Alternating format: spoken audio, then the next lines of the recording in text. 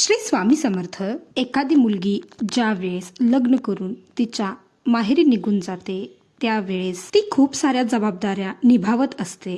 जसं की ती एखाद्याची बायको असते, एखाद्याची सून असते, एखाद्याची मुलगी असते आणि एखाद्याची बहीण देखील असते. त्याचबरोबर या पळापळीच्या आयुष्यामध्ये तिला स्वतःकडे बघण्यासाठी जराही वेळ नसतो. घरी काम करून नंतर ऑफिसमध्ये काम करायचं, पुन्हा घरी आल्यानंतर घरचं सर्व काम करायचं आणि त्यानंतर थोडा वेळ स्वतःसाठी मिळतो न मिळतो तोपर्यंत दुसऱ्या दिवशीची सकाळ येते. एक बाई होणं इतकंही सोपं नसतं. एखादी स्त्री जर कलेक्टर असेल किंवा IPS असेल, एखादी शिक्षिका असेल आणि एखादी स्त्री आपलं करिअर संपूर्ण आयुष्य बाजूला ठेवून आपल्या घरच्यांना साथ देणारी किंवा घरीच राहून त्यांची काळजी करणारी, या सर्व स्त्रिया ज्या वेळेस माता बनतात त्यावेळेस त्यांच्यामध्ये एक वेगळीच ऊर्जा असते. त्याचबरोबर त्यांच्यामध्ये एक अनादि अनंत अशी शक्ती देखील असते. सुमन ही कॉर्पोरेट वर्ल्ड मध्ये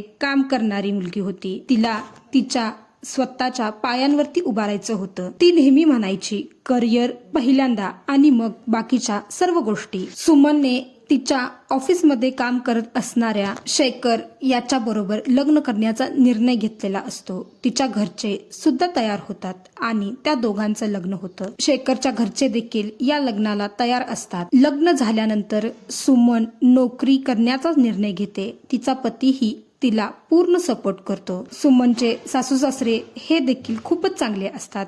ते सुद्धा तिला तेच सांगतात. सुमन ही खूपच चांगली मुलगी असते. ज्यावेळेस तिच्या ऑफिसला सुट्टी असायची त्यावेळेस घरचं सर्व काम सुमनच करायची. त्याचबरोबर ऑफिसला जाताना ती तिचा आणि शेखरचा डब्बा सुद्धा स्वतःच तयार करून घ्यायची. सुमनच्या सासूआई तिला नेहमी म्हणायच्या, बाळा इतकी कामं नको करूस, मला पण काहीतरी ठेव. त्यावर सुमन त्यांना म्हणायची, नको आई, मला जेवढं जमतं तेवढं मी करूनच जात जाईन. सुमनने आणि शेखरने बाहेरगावी फिरायला जाण्याचा प्लॅन केलेला असतो. ते दोघेही बाहेरगावी फिरायला निघून जातात. शेखरची आई शेखरच्या बाबांना म्हणते, आता ही दोघं आपल्याला नक्कीच काहीतरी गोड बातमी लवकर देतील. त्यावर शेखरचे बाबा शेखरच्या आईला म्हणतात, अगं एवढ्यात कुठे, अजून त्यांचं आयुष्य आता सुरू झालेलं आहे. मुलं मस्तपैकी त्यांचं आयुष्य जगू देत, फिरू देत आणि मग त्याच्यानंतर काय तो त्यांचा निर्णय घेतील ते. शेखरची आई शेखरच्या बाबांना म्हणते, हो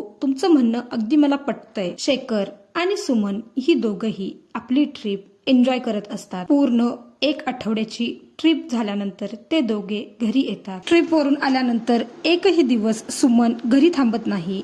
ती तिच्या ऑफिसला निघून जाते. शेखर देखील तिच्या बरोबर ऑफिसला निघून जातो. शेखरची आई सुमनला आणि शेखरला ऑफिसला जाऊ नका असंच सांगत असते. 1 ते 2 दिवस आराम करा आणि त्याच्यानंतर तुम्ही ऑफिसला निघून जा. पण ते दोघं ऑफिसला निघून जातात. बघता बघता सुमनच्या लग्नाला 2 वर्ष पूर्ण होतात आणि त्यांची 2nd अॅनिव्हर्सरी येते. सुमन तिच्या कामामध्ये इतकी व्यस्त झालेली असते, तिला हे आठवतच नसतं की आज आपली अॅनिव्हर्सरी आहे ते. शेखर ज्या वेळेस सुमनला सरप्राईज देतो त्यावेळेस सुमनला समजतं की आपली आज अॅनिव्हर्सरी आहे ते. शेखर सुमनला म्हणतो, 99% गोष्टीमध्ये तर पतीच आपल्या लग्नाचा वाढदिवस विसरतात, पण माझ्या बाबतीत थोडं वेगळं आहे. माझी बायकोच लग्नाचा वाढदिवस विसरलेली आहे. त्यावर सुमन शेखरची माफी मागते. शेखरने सुमनसाठी छानपैकी एक साडी आणलेली असते. ती साडी बघितल्यानंतर सुमनला खूपच आनंद होतो. शेखरने त्यांच्या घरामध्ये छोटीशी पार्टी ठेवलेली असते. त्या पार्टीमध्ये सुमनचे घरचे सुद्धा आलेले असतात. पार्टी अगदी आनंदात होते. पण त्या पार्टीमध्ये सर्व लोक एकच गोष्ट म्हणत असतात, लग्नाला 2 वर्ष झालीत, आता पुढं काय. शेखरला काहीच समजत नाही. पण सुमन सर्वांना सांगत असते, हो आम्ही अजून फॅमिली प्लॅनिंग केलेलंच नाही आहे. त्यावर तिचे सर्व घरचे तिला म्हणत असतात, आता तुम्ही दोघांनी मनावर घेतलं पाहिजे आणि आम्हाला एक छोटस गोंडस असं सरप्राईज दिलं पाहिजे. त्यावर शेखर त्यांना म्हणतो, हो नक्कीच. असेच दिवस जात असतात. शेखरची आणि सुमनची 7वी अॅनिव्हर्सरी येते. यावेळेस देखील शेखर सर्वांना त्यांच्या घरी बोलावतो. सर्व लोक आनंदात असतात. पण सुमनची आई सुमनला बाजूला बोलावते आणि सुमनला म्हणते, तुमच्या लग्नाला 7 वर्ष होऊन गेली तरी सुद्धा तुम्ही बाळाचं मनावर का नाही घेत आहात? मला माहिती आहे ही ती योग्य वेळ नाही, पण काय करू मी? तुमची अॅनिव्हर्सरी मला खराब करायची नाही, पण बाळाबद्दल जर तुम्हाला दोघांना कुणी काही विचारलं तर मात्र तू रागावू नकोस. त्यावर सुमन तिच्या आईला म्हणते, अगं आई, मी काय रागावेन? आणि तसंही मी आणि शेखरने अजून बाळाबद्दल विचारच केलेला नाही. सुमनची आई सुमनला समजावते, बाळा, अजून फार वेळ करू नकोस, नाहीतर तुझ्या हातातून वेळच निघून जायची. सुमन तिच्या आईला कशीबशी समजावते आणि पुन्हा पार्टीमध्ये घेऊन येते. शेखरला आणि सुमनला त्यांना बाळाबद्दल सर्वजण विचारत असतात. त्यावर ते दोघं म्हणतात, पुढच्या वर्षी नक्की. शेखर आणि सुमन दुसऱ्या दिवशी पुन्हा ऑफिसला निघून जातात. ऑफिसमध्ये प्रिया सर्वांना पेढे देत असते. सुमनला देखील ती पेढा देते आणि म्हणते, सुमन, माझ्या बहिणीला ट्विन्स झाली आहेत, त्याचाच हा पेढा. सुमन तिला विचारते, अगं प्रिया, तुझ्या बहिणीचं लग्न मागच्या वर्षीच झालं होतं ना? त्यावर प्रिया तिला म्हणते, हो, तिने बाळाचा चान्स पटकन घेतला, कारण तिला पहिल्यांदा बाळ हवं होतं आणि मग करिअर, म्हणून तिने बाळाचा चान्स घेतला आहे. प्रिया सुमनला विचारते, सुमन, मग तू कधी गोड बातमी देणार?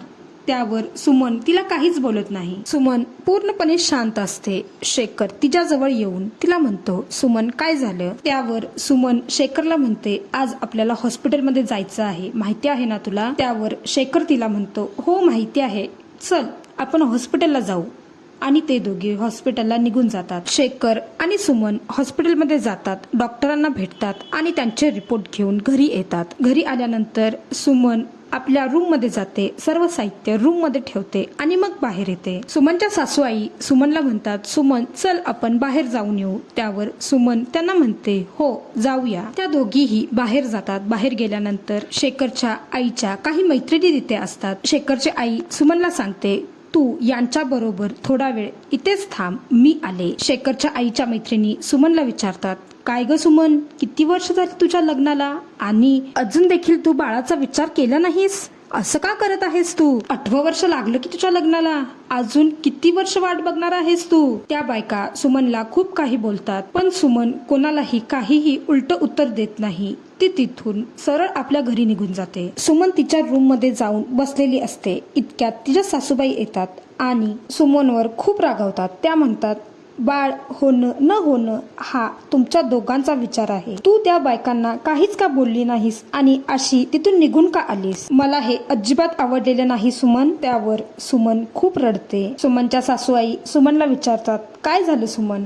त्यावर सुमन त्यांना सांगते, गेली 5 वर्ष आम्ही मुलासाठी प्रयत्न करत आहोत आई, पण आम्हाला मूलच होत नाही. गेली 4 वर्ष माझी आणि शेखरची ट्रीटमेंट चालू आहे, तरी देखील काहीच फरक नाही. हे ऐकल्यानंतर सुमनच्या सासूआईंना धक्का बसतो. त्या म्हणतात, ह्या सर्व गोष्टी तुम्ही आम्हाला का नाही सांगितल्या? त्यावर सुमन त्यांना म्हणते, आई, आम्हाला तुम्हाला दोघांना अजिबात त्रास द्यायचा नव्हता, म्हणून आम्ही तुम्हाला सांगत होतो. आम्ही अजून बेबी प्लॅनिंग केलेलंच नाही. लग्नाला 7 वर्ष पूर्ण झालीत तरी सुद्धा अजून बाळ नाही, ही गोष्ट माझ्या मनाला खूप लागते. त्याचबरोबर दुसऱ्या कोणीही आम्हाला टोमणे देऊ नये म्हणून मी हे सर्व करत आहे. तरी देखील मी कामात कितीही स्वतःला व्यस्त करून घेतलं तरी सुद्धा ह्या जगातील सर्व माणसं जोपर्यंत आम्हाला बाळ होत नाहीत तोपर्यंत हे प्रश्न विचारायचे थांबणार नाहीत. हे मला माहिती आहे आई. गेली 7 वर्ष मी आणि शेखरने कशी काढली आहेत हे आम्हाला माहिती आहे. जगाचे टोमणे, त्याचबरोबर मी एखाद्याचं बाळ घ्यायला गेले तरी सुद्धा मला कोणत्या ना कोणत्या कारणावरून त्यांनी त्यांचं बाळ मला घेऊ दिलं नाही आई. या सर्व गोष्टी माझ्या मनाला खूप लागतात. त्यामुळं मी इतकी कठोर झाल्यासारखं वागत होते आई. पण आज मात्र मला तुम्हाला सर्व काही सांगण्याची इच्छा झाली आई, मला माफ करा. त्यावर शेखरची आई सुमनला म्हणते, अगं वेडे, असं काय करतेस? बाळ होणं न होणं हे काही आपल्या हातात नसतं. आपल्या हातात असतं ते म्हणजे प्रयत्न करत राहणं, एवढंच. माझ्याही लग्नाला 4 वर्ष झाल्यानंतर मला शेखर आणि मग राधिका अशी 2 बाळं झालीत. त्यामुळे तुलाही होईलच. शेखरची आई सुमनला कसं बसं समजावते. सुमन दुसऱ्या दिवशी पुन्हा ऑफिसला जाण्यासाठी निघते. सुमनची तब्येत पूर्णपणे डाऊन झालेली असते. शेखरची आई सुमनला समजावते, बाळ आज ऑफिसला नको जाऊस. पण सुमन म्हणते, आई घरी थांबले तर पुन्हा तेच विचार मनात येतील, त्यापेक्षा मी ऑफिसला जाते. सुमन ज्यावेळेस ट्रेन मध्ये चढते त्यावेळेस तिला अचानक भोळ येते आणि ती तिथेच पडते. त्या दिवशी स्वामी जयंती असते, त्यामुळे संपूर्ण स्वामी भक्त त्या ट्रेन मध्ये असतात. त्यामधलीच एक यशोदा नावाची स्वामी भक्त सुमनला सावरते आणि म्हणते, बाळा इतकी का थकलेली आहेस तू? त्यावर सुमन काहीच बोलत नाही, शांत एके ठिकाणी उभी राहते. पुन्हा थोड्या वेळानंतर सुमनला भोळ येते. यशोदा तिच्या जवळच असते. यशोदा तिला पुन्हा सावरते आणि सुमनला म्हणते, बाळा काय झालं आहे तुला?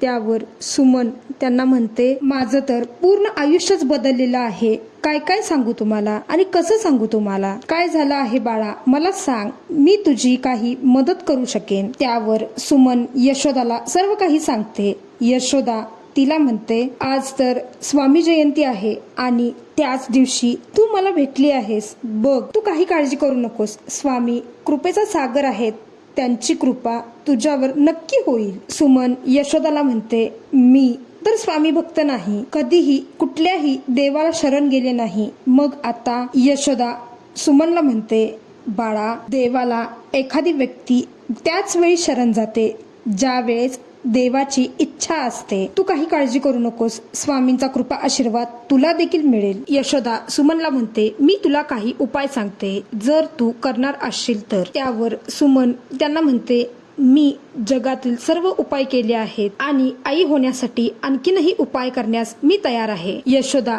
सुमनला म्हणते, हे एक पुस्तक आहे, त्यामध्ये सर्व काही उपाय आहेत, ते तू करून बघ, स्वामी कृपा ही तुझ्यावर नक्की होईल. सुमन ते पुस्तक घेऊन घरी येते. सुमन तिच्या सासू आईंना त्याचबरोबर शेखरला हा सर्व प्रकार सांगते. सुमनची सासू आई सुमनला म्हणते, हो स्वामींवर पूर्ण विश्वास ठेव, ते नक्कीच तुझ्या हाकेला धावून येतील. सुरुवातीचा काळ सुमनसाठी फारच कठीण असतो. लोकांचे टोमणे तिला असह्य झालेले असतात, पण ज्यावेळेस ती स्वामी भक्ती सुरुवात करते त्यावेळेस तिच्या मनाला अगदी शांतता भेटते आणि ती स्वामी भक्तीत पूर्णपणे लीन होते. 3 वर्षामध्येच सुमनला बाळ होतं आणि सुमनचा संसार अगदी फुलून जातो. जे लोक सुमनला नावं ठेवत होते तेच लोक आता सुमनला नावजत देखील होते. सुमन तिच्या आईला त्याचबरोबर शेखरच्या आईला देखील हेच म्हणत असते, हे सर्व काही स्वामींमुळेच झालं आहे, स्वामींची कृपा आहे माझ्यावरती, माझ्या सोबतीला माझे स्वामी होते, म्हणूनच हा दिवस आज मी बघितलेला आहे. जर त्या दिवशी म्हणजेच स्वामी जयंती दिवशी यशोदा मला भेटल्या नसत्या तर आज कदाचित हा दिवस माझ्या आयुष्यात आलाच नसता. श्री स्वामी समर्थ. शेखरची आई आणि सुमनची आई या दोघींना सुमनचं म्हणणं अगदी पटत असतं. बाळ होण्या अगोदर सुमनचं संपूर्ण कुटुंब 3 महिन्यातून एकदा स्वामींच्या दर्शनाला जातच होते. त्याचबरोबर सुमनच्या मनाला आणि त्यांच्या घरातल्यांच्या सर्वांच्या मनाला ज्या वेळेस शांतता मिळू लागली त्यावेळेस त्यांनी त्यांच्या घरामध्ये स्वामींची एक मोठी तस्वीर स्थापन केलेली होती. सुमनचं बाळ देखील स्वामी भक्त आहे. लहानपणापासूनच सुमननं तिच्या बाळाला स्वामी सेवा कशी करायची हे शिकवलेलंच आहे. श्री स्वामी समर्थ. श्री स्वामी समर्थ. आजची ही एका स्त्रीच्या संघर्षाची कहाणी कशी वाटली हे कमेंट बॉक्स मध्ये नक्की सांगा. माझ्या चॅनेलला लाईक करा, शेअर करा, सबस्क्राईब करा. कमेंट बॉक्स मध्ये श्री स्वामी समर्थ महाराज की जय लिहायला अजिबात विसरू नका. धन्यवाद.